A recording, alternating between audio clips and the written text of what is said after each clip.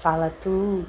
Oi, meu nome é Lívia, sou Imersões Literárias com o capítulo 5 de Escrever Ficção. Tô ciente de que estamos uma semana atrasados, mas não tem problema.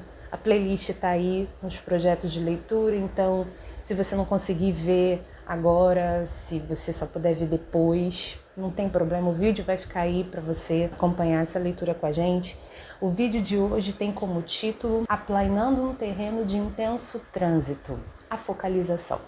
Então, se você quiser saber sobre o enfoque dado ao narrador, que narrador é e quando usar tal e tal narrador, bora papear.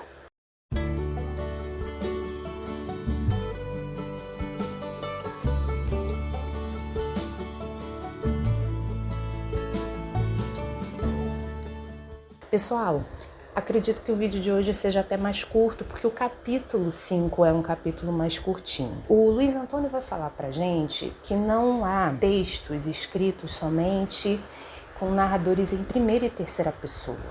Há textos, inclusive, escritos com narradores em segunda pessoa, o que pra mim é muito inédito. Eu mesma nunca encarei um livro cujo narrador fosse em segunda pessoa, mas ele vai trazer pra gente algumas considerações que tiram um pouco aquela capa que a gente aprendeu na escola: narrador em primeira pessoa, narrador personagem, narrador em terceira pessoa, narrador observador. Vai além disso. Então é sobre o assunto que vamos tratar hoje. Ele fala assim, a focalização pode ter 3 formatos. A focalização interna, quando a história é vista, sentida e vivida pelo personagem. Pode ser em primeira, segunda, o que é raro, ou em terceira pessoa. É possível uma focalização interna em terceira pessoa? É possível. Ele vai explicar aqui como. A focalização externa, quando são relatadas apenas as ações visíveis ou falas dos personagens sempre em terceira pessoa. O que seria, dentro desse contexto de escola que a gente viveu, ao longo da nossa formação, talvez o que a gente chama de narrador observador por excelência. O narrador não está prescrutando o interior do personagem, ele apenas está dizendo e mostrando para o leitor o que o personagem está fazendo. E a focalização onisciente, também em terceira pessoa, quando nós, ficcionistas, eu vou ficar me mexendo aqui o tempo todo, que a gente está aqui na cama, até encontrar um lugar, mas... Quando nós, ficcionistas, damos acesso ao leitor a tudo que diz respeito ao personagem, seu passado, presente e futuro. Além disso, nos permitimos emitir juízos de natureza ideológica, moral e política, ainda sobre a história, sobre o personagem. Eu achei interessante porque ele nos mostra que, na verdade, a nossa preocupação tem de ser o âmago da história, o olhar da história vai estar sobre quem? A gente relega isso ao narrador. Tudo bem, mas isso vai estar sobre quem? Sobre o personagem, sobre as ações, sobre os dois?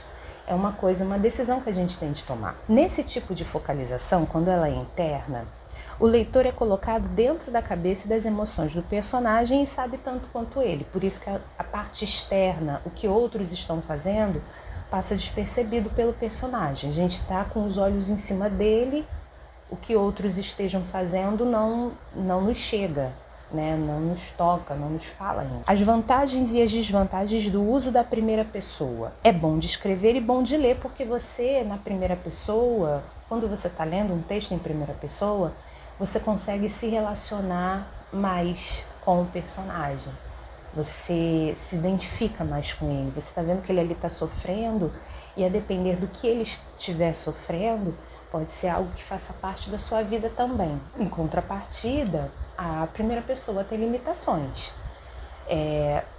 Você ficar tanto com aquilo que você pensa te impede de acessar os pensamentos ou as motivações de outros personagens. E aí ele fala o seguinte, algumas ideias para quando você quiser usar a primeira pessoa. Você deve ser o personagem, você ficcionista deve ser o personagem, porém você não deve ser o personagem. O Luiz Antônio faz isso mesmo. Quando ele diz que a gente tem que ser o personagem, ele fala que a gente tem de se colocar no lugar do personagem. mas não fazer necessariamente, se a gente não quiser, uma autoficção, criar uma história que tenha muitos traços autobiográficos. Hoje em dia, ele até comenta sobre isso no livro, que hoje em dia a autoficção é um aspecto da focalização super bem difundido, que tem até bastantes adeptos. Mas se você não quiser fazer, você não precisa. Mas saiba que você vai ter limitações quanto à primeira pessoa. Muitas ações de outros personagens que podem impactar diretamente a vida do seu personagem central não vão ser passadas para o leitor e ele terá de presumir. Então, vê aí como é que você vai lidar com isso. O personagem usará um vocabulário e um tipo de frase que correspondam à formação escolar, vivências e leituras dele, e não as que você usa. Às vezes você é o tipo de pessoa, como eu, por exemplo, que a boca enche de gíria, mas você quer manter o seu personagem por uma questão essencial dele. Não sei.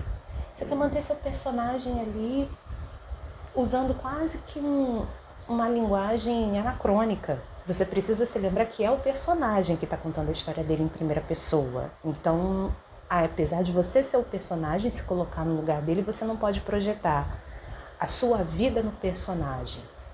Entende? Ele tem uma vida à parte de você. Você o comanda, mas dê a ele personalidade.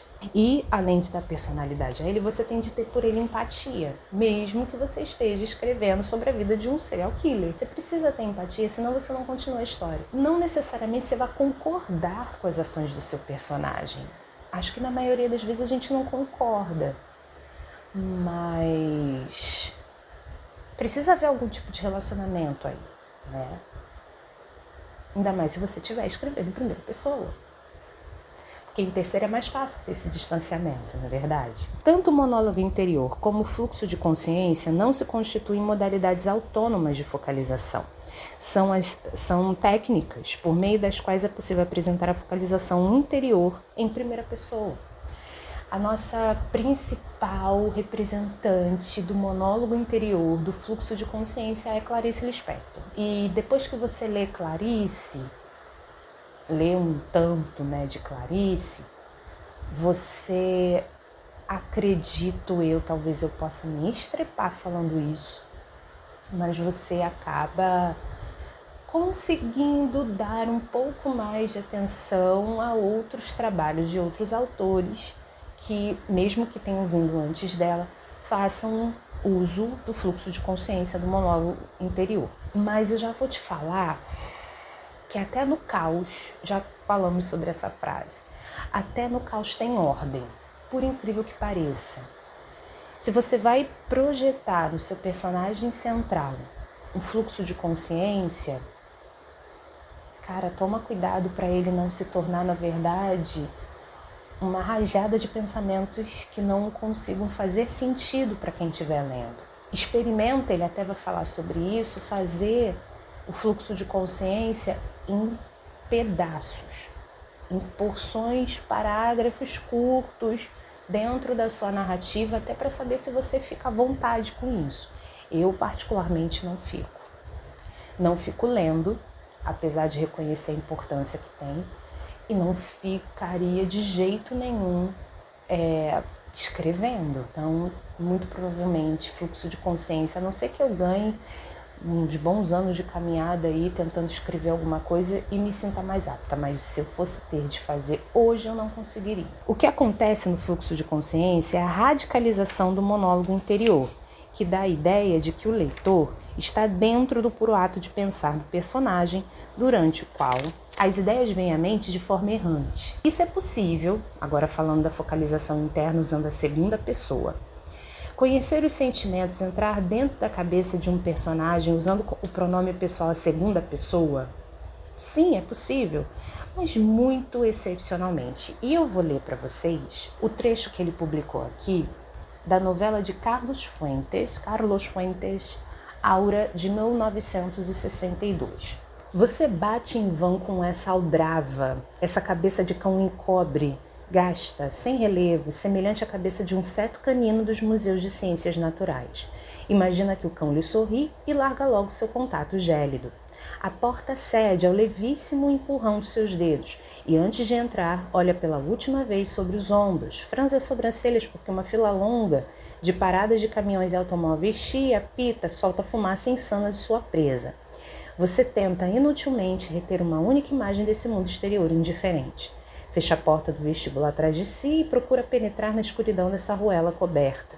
Pátio, porque você pode sentir o musgo, a umidade das plantas, as raízes apodrecidas, o perfume entorpecedor e espesso. Você procura em vão uma luz que o guie. Procura a caixa de fósforos no bolso do seu casaco, porém essa voz aguda e alquebrada o adverte de longe. Não é necessário. Peço-lhe. Ande 13 passos para frente e encontrará a escada à sua direita. Suba, por favor. São 22 degraus. Conte-os. Aqui ele vai dizer que o personagem central se chama Felipe Monteiro. É um historiador e professor em escola particular que atende a um anúncio de jornal e pede alguém com sua formação profissional e que tenha conhecimentos de francês, o que o Felipe tem de sobra, porque foi bolsista na Sorbonne. Um dia ele vai ao endereço indicado e aí o narrador tem uma focalização interna, porque diz pra gente o que o personagem está sentindo, só que é quase como o narrador fosse uma entidade ali do lado do personagem, descrevendo cada passo, micro pensamento que o personagem está fazendo. E isso para mim é muito surreal. Mas aí você vê que é possível, né? Quem abre focalização para um personagem tem de resolver a vida desse personagem, pois é o que o leitor espera. Quando o Luiz Antônio falava pra gente sobre os personagens, né? Principalmente agora no capítulo 3, que é um complemento do capítulo 2, falando sobre questão essencial, ele dizia que a gente não podia dar muito espaço para os coadjuvantes, né? Para não acabar desvirtuando a narrativa da escolha que se fez. E aí ele diz isso, se você abre focalização para um personagem, você tem que resolver a vida dele. Porque você imagina, o narrador se presta a dizer o que o personagem está sentindo.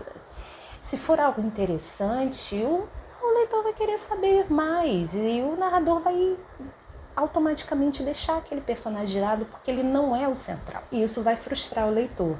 Então, se você, em determinado momento, entrar na cabeça de algum personagem que não seja o central, se essa for a sua escolha, vá até o momento que você dê por encerrado aquilo, para que o leitor tenha começo, meio e fim naquela micro-história dentro da grande história que você está escrevendo. Quanto maior o número de personagens que tenham sua intimidade revelada pela narração em terceira pessoa, mais fraco se torna o conflito. A gente não precisa ficar sabendo de tudo que os outros personagens estão fazendo, estão pensando, estão sentindo. Só o que for necessário para o conflito que gira em torno do central. Se todos os personagens que você criou tiverem os seus momentos ali de ficarem sendo quase que analisados pelo narrador, o personagem central vai ficar avulso. E aí o conflito vai esfriar antes do tempo.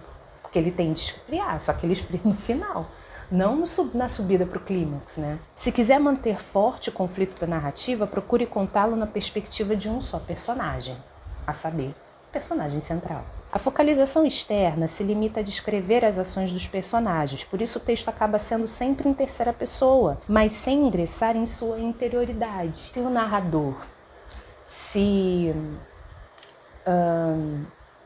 preocupa apenas em dizer o por fora, né? O que está acontecendo ao redor do personagem, eu acredito até que ele possa resvalar. Sabe quando você tenta interpretar o que uma pessoa está sentindo pela sua expressão corporal? Eu acredito que você possa, se um narrador em terceira pessoa puro, possa até resvalar nisso, mas mais do que isso, aí ele já vai estar se tornando mais onisciente. É uma escolha.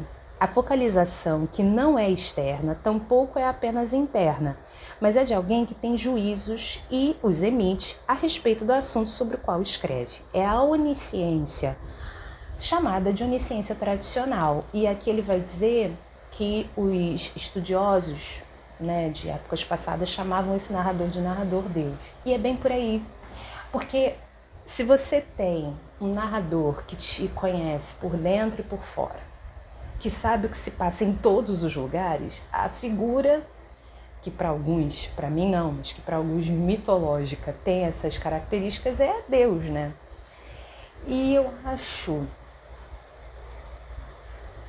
para mim é meio estranho. Eu tendo a ser uma narradora de focalização interna e de focalização onisciente, às vezes. Eu não consigo ficar só no externo. Eu tenho que dizer para o meu leitor que tal personagem está pensando assim, assim, assim, porque ele se sentiu assim, assado. Eu tenho de explicar. Acho muito engraçado que o narrador se presta a ir lá no fundinho do personagem, naquela unha encravada, ao passo que conta que está acontecendo uma revolução do lado de fora. Narrador onisciente, acho que é o narrador que tem mais trabalho. Fica aí esse critério se você quiser usar desse tipo de focalização, da focalização onisciente. A Alicia Rasley, ou Rasley, não sei, deu nome a uma técnica corrente entre ficcionistas atuais quando escrevem em terceira pessoa, que é a onisciência contemporânea. Eu achei isso aqui interessante, por isso eu trouxe para vocês. Tal modo de narrar permite incluir elementos informativos neutros, mas relevantes na história. E aí ele explica por que neutros. Tanto que a palavra neutros aqui está em aspas. Porque não passam pelo filtro da subjetividade do personagem, nem representam juízos de uma hipotética pessoa que narra. Comparando a onisciência contemporânea, que a Alicia traz, e que acabou se tornando até bem interessante se feita direito, né? É como se fosse uma legenda, uma nota do editor, sabe assim? Dentro da narrativa. Não tem ali ninguém falando isso. Não é o narrador e não é o personagem, mas são elementos informativos que te ajudam a entender o contexto, a entender o lugar, a entender a motivação. São exemplos bem pertinentes, assim, como se fosse uma nota de rodapé. O uso da onisciência contemporânea evita que o ficcionista se obrigue a passar tudo pela consciência do personagem. Então, até porque humanamente a gente não pensa tanto assim. Ou até pensa e a gente não retém esses pensamentos. Eles vêm e vão numa rapidez tão impressionante que a gente não consegue nem registrar, né? Informações relevantes ou necessárias, aquelas que o leitor precisa saber para entender a história, podem ser mostradas claramente sem nenhuma espécie de pudor. O uso de longas passagens, aí ele vai falar agora de diálogos, dialogadas pode encobrir deficiências da narração. Eu não vou fazer uma crítica a Luiz Antônio, mas nos meus textos eu uso muito de diálogo e com aquelas notações chamada inciso. E são aquelas notações, né? Disse, apreensiva e sem inciso. Não é bem uma crítica que eu faço ao Luiz Antônio, mas vamos dizer assim, me incomodou, porque tem momentos na minha narrativa que eu prefiro deixar os personagens falarem em discurso direto, sem qualquer intromissão do meu narrador. Eu prefiro mostrar a cena para o meu leitor. E a cena, os personagens interagindo ali num embate, numa discussão, ou quiçá numa confissão, não sei. O narrador fica só fazendo no cantinho, você tá comendo a pipoca, o narrador tá no cantinho, olha como é que ela ficou agora. E ela falou isso assim, demonstrando isso. Sem, sabe, fazer resumo do que vai acontecer depois. Eu sempre cito essa crônica como um grande exemplo de um texto que é uma crônica, não é um texto dramático, é uma crônica, mas que é composto apenas de diálogos e é sensacional, que é Hora de Dormir do Fernando Sabino. Leiam Hora de Dormir do Fernando Sabino. É incrível, é incrível. E é só diálogo, é só diálogo. E ali não tem, o narrador não se intromete, quando muito faz esses incisos e acabou, sabe? Então, assim, a depender, claro, né, estamos falando de uma crônica, mas a depender, se fazer um capítulo no seu texto em que ele seja todo dialogado, não vai tirar a qualidade dele nem da sua narração. Eu disse que não ia fazer uma crítica a Luiz Antônio, mas bem dizer, estou fazendo. Eu acho que ele pegou pesado nesse pedaço aqui, falando que largas, longas passagens apenas dialogadas podem encobrir um problema de narração. Eu não concordo muito com isso, não. Eu acho que você pode dosar, né? Você pode equilibrar, você pode fazer um capítulo inteiro só com o narrador te contando as coisas, sem os personagens abrirem a boca para dizer um A, só sumarizando, ou quando muito uma cena em que o personagem não está falando, mas está fazendo coisas. E você pode abrir o capítulo logo seguinte somente com diálogos, né? Somente com os personagens interagindo. Equilíbrio. O diálogo ficcional é diferente do diálogo real. Os personagens não falam o que querem, né? Mas sim o que o ficcionista previu que elas falassem. Não existe diálogo sem intenção. A gente não vai dialogar no texto sem que o nosso personagem tenha um motivo para falar o que falou. E ainda assim ele pode falar alguma coisa e depois você fazer ele se arrepender do que ele falou. Mas ele falou. Então ele não pode se desculpar por ter falado. Ele pode mudar de opinião, mas ele vai falar o que você pensou que ele ia falar. Então não pode também o ficcionista ficar naquela, não foi a minha intenção. Balela. E para a gente poder terminar, você poderá usar as 3 formas do discurso, né? Discurso direto, discurso indireto livre, pelas seguintes razões. 1. Para dar maior variedade à sua narrativa, não empilhando as falas dos personagens, o que torna bastante monótono depois de um tempo. É legal você fazer, né, essa mescla. Em algum momento você usar o discurso direto, em outro momento usar o discurso indireto, e se você for um pouco mais ousado, usar o discurso indireto livre. 2. Para dizer o que é menos importante na forma do discurso indireto e discurso indireto livre. Se o personagem tiver algo incisivo para falar, bota o travessãozinho lá. Se ele puder ser reinterpretado pelo narrador, discurso indireto. Se aquilo que ele vai falar não é tão assim necessário para que você abra um travessão. E para dizer, número 3, o mais importante nas formas de discurso direto, como acabamos de falar. O que fica na lição para a gente de focalização hoje? O Luiz Antônio nos mostra que além daquela superficialidade, narrador-personagem, narrador-observador, narrador-onisciente, o que a gente precisa saber é o olho que vai ler vai estar em cima de quem? Vai estar dando importância ao quê? Pensamentos e ações, somente pensamentos? O que eu quero esconder e o que eu quero relatar? São escolhas que a gente tem de fazer quando pensar no tipo de narrador que a gente vai usar. O próximo capítulo, que é o capítulo 6, vai falar do espaço. Onde aconteceu tudo isso? O espaço. Então eu te aguardo no próximo vídeo. Te agradeço por ter chegado até aqui. Se você está gostando do nosso projeto de leitura, não deixe de colocar aí o seu like para jogo. Se inscreve no canal se ainda não está inscrito, está acompanhando esse projeto ainda não, fez parte do Imersões Literárias. Te convido. Se já está aí, bem-vindo, bem-vinda, bem-vinde. Eu te aguardo no próximo vídeo.